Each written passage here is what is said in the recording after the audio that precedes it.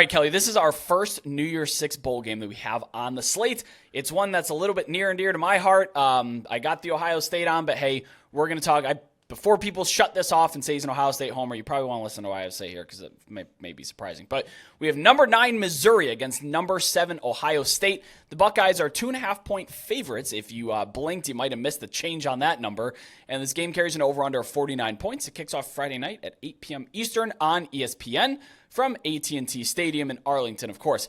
So there's some interesting line movement on Ohio State, who fell as low as to plus 2.5, which for me, I thought that was a fair line, given all the players that are playing, aren't playing, and aren't potentially playing. But it moved 5.5 points in like 48 hours. Maybe the market was expecting a lot more opt-outs from the Buckeyes, and that didn't come or whatever. But again, the last two days have just been wild with line movement, and this is one of the biggest ones. But Ohio State, they do have plenty of absences. Of course, Kyle McCord is off to Syracuse. Wide receiver Julian Fleming, who is kind of the number 3, but he was losing that spot as his number 3 later in the year. He's in the transfer portal. Chip Trayanum transferred. I think that is not insignificant for the Ohio State run game. Mayan Williams, he was hurt late in the year, but he did opt out to go to the NFL draft. Pretty sure Marvin Harrison Jr. isn't going to play. He hasn't dressed at practice yet this week. Still waiting on word for Cade Stover, Josh Proctor, JT Tuimalu, Michael Hall, Tommy Eichenberg. Eichenberg's been at practice, but I think he didn't run through drills on Wednesday, I saw. Cade Stover's been practicing, so I think that he'll play. Now, the guys that are playing, and these are a lot that were expected not to, Denzel Burke, Donovan Jackson, Emeka Egbuka, who's returning next year, Jack Sawyer, Tyleik Williams, Jordan Hancock. So Ohio State's going to have some starters, but maybe only 70% of their starters, and of their real impact players, probably only half of them are going to be playing in this game. Now, Devin Brown is going to be the guy at quarterback for the Buckeyes. Kelly, I cannot wait for the world to find out that Ohio State's quarterback wears number 33. Anyway, you got all that? That was a lot. But it's Brett, I'm thinking Ohio State, if you just took the players that opted out, you could put together a nice little team. Now, they're going to have no depth, but you put together a nice little team. If you need to play one quarter against somebody somewhere, that team might be favored against a lot of other full-fledged college football teams. I mean, that's a lot of talent. And, number 33 playing quarterback. Those of us that have watched Ohio State this year have noticed that, and it's just visually not appealing. You're just I love it. I disagree. I love it so much. I am not a fan of number 33 behind center. I'm just saying it right now. But, it is a lot, and you did a great job breaking all that down. And guess what? Like you said at the top, we're recording this Wednesday, whatever time. By the time this thing drops, I guarantee you that list has changed. Yeah, probably. They're talking about Denzel Burke mulling over coming back next year, which he probably should. But anyway, Missouri player news, real brief. Ennis Rakestraw, Tyron Hopper, they're both out with injuries. Those are their top 2 defenders. The end. That's it. That's all I have to go over with them, which is, thank God. Anyway, Ohio State. This is fascinating. Has not lost a non-playoff bowl game since 2011, and before then, 2004. I was in grade school in 2004, and that's the second to last time they lost a non-playoff game. And by the way, 2011, you might remember, was that sanctioned year after the signing autographs for haircuts or whatever was going on. Laughable in today's NCAA. But yeah, Ohio State just wins. If they don't go to the playoff, they beat everybody. And that could be why we're seeing a lot of buyback on the Buckeyes now. For Missouri, this is their first New Year's Six game since 2013. I believe that was a Drew Lock game. Rakestraw and Hopper, the 2 out with injury, which of course you hate to see. But that's the end of the list, as you said. I love to see that. And I don't begrudge anybody. I don't blame anybody for opting out of any game. Every single day, every single person in this world does what is best for them, their family, what's in their best interest. College football student athletes should not be expected to act any differently, and I don't expect them to. I am just sad when they don't play because I like to see the best product that we can in college football. And these are really, really good players that you're talking about listing that aren't play for one reason or another. I get it. I'm not mad at you. I just am sad because I like to see the best that you have to offer, and you guys are that. And so to me, I love to see this Missouri team, and I'm excited that they are excited about this opportunity that they have to play in their first New Year's Six game, like you said, since 2013. I mean, this was a great year for Missouri, and I'm going to get to them here in a second. I'm going to start with Ohio State because they are the favorite in this game. At full strength, my model would make this game Ohio State minus 11.5. But as you just got done outlining, Brett, this Buckeye team is nowhere near full strength. And again, I kind of think Missouri probably should be favored. Based on who's playing and who's not, and who's motivated and who's not to play this game. I'm not saying Ohio State players that are playing aren't motivated. I'm saying this Missouri team knows we have an opportunity to put an exclamation point on what's been an incredible season, and they're building momentum. I'm going to get to that. Let's take a quick look at Ohio State's resume, Brett, because it still doesn't sit right with me that there was all this talk about Georgia and not Ohio State. Like, I understand why neither one of them are in the playoff. They shouldn't be. I don't understand why it was just this foregone thing that, Georgia, they're one of the 4 best.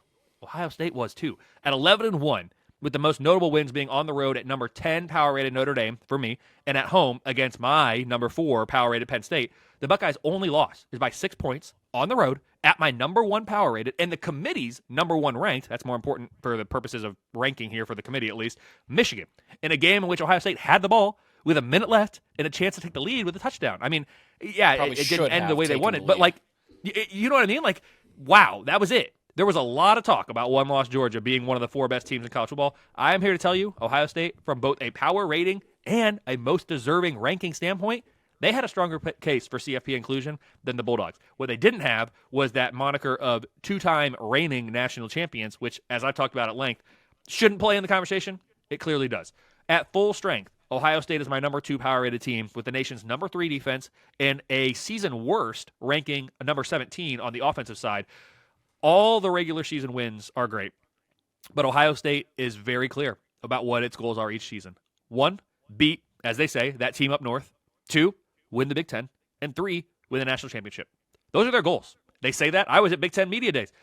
Players said it. Coaches said it. That's what they said. They don't hide from it, which I actually respect. Everyone says, we'll just take it one day. No, we have 3 goals in this program. These 3 things. Guys, the last 3 years, the Buckeyes are 0 for 9. Leave that there. That's what it is. For as disappointing as Ohio State's season ended, Missouri fans have to be overjoyed with how their entire season went. In the preseason, my model pegged Mizzou as the number 38 team in the power ratings with a top 20 defense and a middle-of-the-pack number 57 offense. Over the course of the season, though, the Tigers' power rating was upgraded 8.5 points. They currently rank number 15 in the power ratings. That's good enough for the 8th best improvement in all of FBS from preseason to current in the power ratings. And this defense, they ended up as a top 25 unit, as expected, but it was the offense that just shot up my unit rankings. They ended the year at number 11. At 10-2, the Tigers won 4 more games than my preseason realistic expectations projected. Brett, it's incredible. Second best in the nation, behind only New Mexico State. New Mexico State won 4.2 more games. So of teams that only played 12 regular season games, Missouri was the number 1 overachiever. Losses to I talked about Ohio State's loss, only 1, but losses for Missouri, top 10 power-rated LSU, top 5 power-rated Georgia. Those are the only blemishes on the resume. And this is the best team that Columbia has fielded, or they fielded in Columbia, since 2013. That team you talked about that last played in a New Year's Six game. That's per my historical ratings there. Win or lose, it's been a season to remember for Missouri. And I'll tell you, Drinkwitz appears to have things rolling just in time for this 12-team playoff. They are excited in Columbia about what this team might be able to do in the expanded playoff era. And it's hard to argue with them right now that they shouldn't be. Yeah, I mean, you look at this matchup, if it were in the playoff, you probably wouldn't have all the opt-outs from Ohio State that you do. But, if they didn't draw Ohio State, Missouri's a team that, you don't want to play. I think Ohio State and Missouri are the 2 teams in that 12-team playoff that are outside the top 4 that you're like, yeah, I really don't want to play them. Oregon, too. And they're going to – yeah, and Oregon, yes. Missouri's a team that next year is going to be very good again. Very good. They're going to return almost everything. And they're landing some key guys in the portal now. I mean, this is an off-season conversation, but my goodness, Missouri, Ole Miss, Louisville, those 3 teams, keep an eye on them. It's almost unfortunate for Missouri, and I'm not looking at their 2024 schedule right in front of me. I think, if I remember correctly, it's pretty favorable. It's almost unfortunate, though, that they did away with divisions at this time for Missouri because they were in the weaker of the 2 of the East. But I actually want to say, based on the schedules that were put out there for 2024, I think Missouri has a pretty manageable path. Now, it's the SEC. It's going to be hard. But in terms of SEC relative strength, I actually think Missouri, if I remember correctly, has a pretty nice path, if you will, if you're going to have a path in the SEC. I have it in front of me. They have at A&M, at Alabama, Oklahoma at home, Auburn at home. That's kind of their difficult stretch. You can go 10-2 again against that, and if you go 10-2 in the SEC, they can do better in 10-2.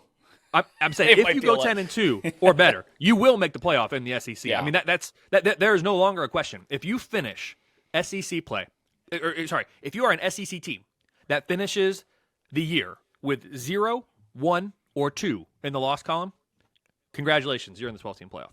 Like I'll raise my hand and own that if ever proven wrong. I don't think I will be. Okay, back to this game.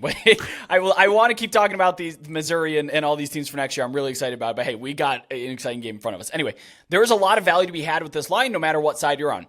Didn't matter which. There's a lot of closing line value. A lot of folks are going to be happy with their tickets and then disappointed when that closing line value doesn't pay off.